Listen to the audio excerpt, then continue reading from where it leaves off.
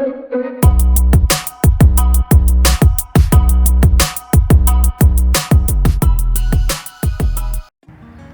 and welcome to my channel.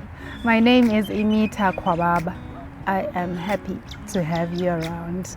Today I want to talk about signs that should ring alarm bells in a relationship and signs that would actually make you realize whether you need to fix something in your relationship or whether you have to leave.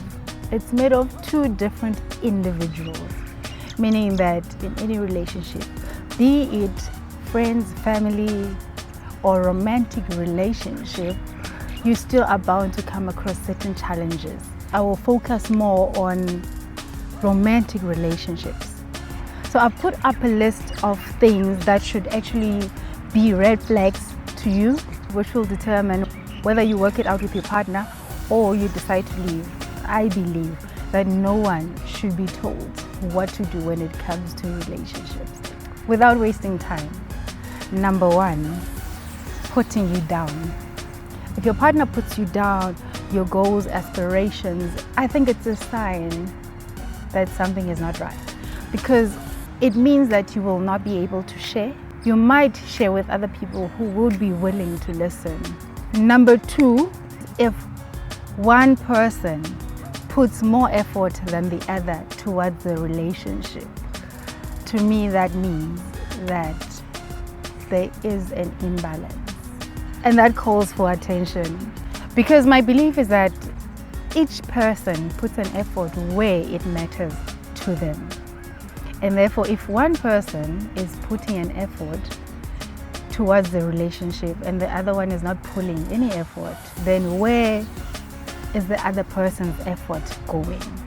In addition, if your partner prioritizes other things more than your relationship, for example, if for them work is very important and they would rather be working instead of spending time with you, it might be something that one might want to look into, because my understanding is that many a times than not, if somebody is work driven, most times even if they get to finish the project, they may not have time for the relationship, because they will be looking for something else that will actually drive them, that will put the adrenaline, because it's them. They are driven by work. And so for me, if somebody else would rather be working more than spending the time in the relationship, then that would raise a red flag. Number three, if your partner is being abusive towards you in any way, be it verbally, emotionally, physically, I would actually say that is something to worry about.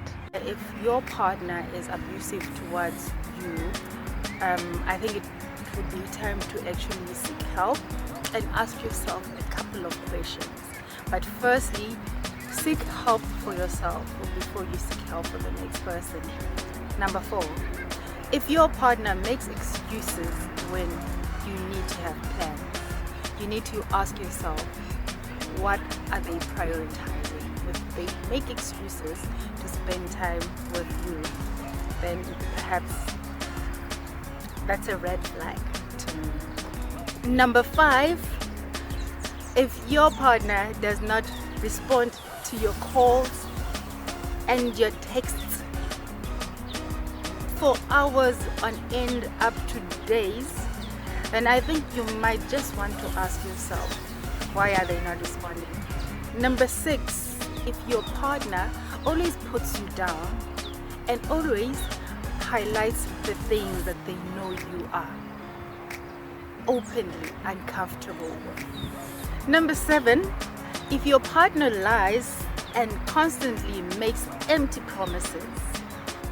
This would be maybe in cases where they promise obviously to do something, when they promise to do something and later on claim that they actually did not make that promise, or they lie about their whereabouts. And remember, this is in a case where there is no jealousy in the relationship, because those are two different things.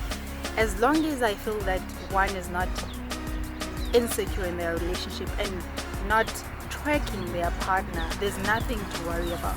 However, if your partner lies about certain things without reason, really, that to me raises a red flag. Number 8, this is one of the most important ones to me. Having different values with your partner.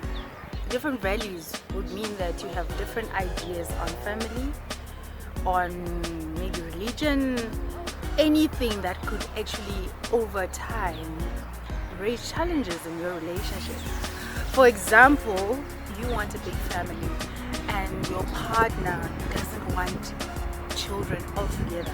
I think this is one of the things that long term might be an issue, because initially everything might be fine, but at the time when one of you really wants children or to get married, then it becomes an issue.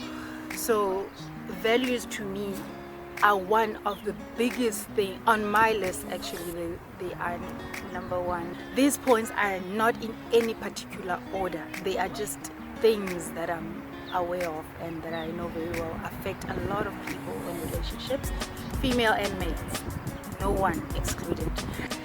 Number 9, no communication or minimal communication.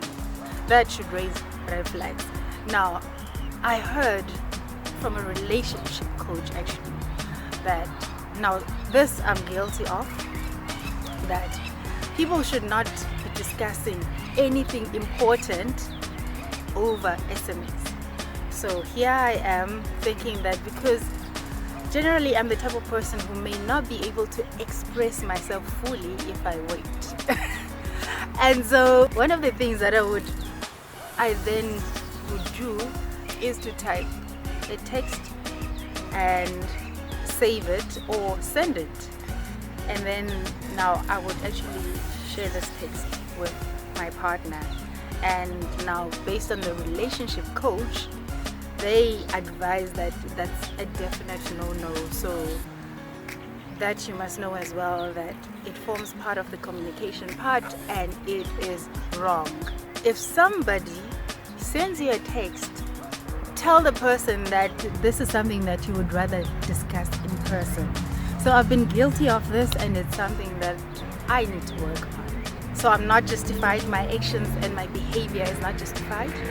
I now know not to text, but rather wait. Number 11, if there's no boundaries in a relationship, or the other one feels that if one says no, I cannot do whatever, or you feel that if you were invited to a friend's party, a pajama party, or a sports bride, and your partner calls you because they want to meet you and you can't say no, to me that raises red flags, because there needs to be boundaries in the relationship. Just because you're saying that I can't meet you right now doesn't mean that you're not going to meet a person later on or tomorrow.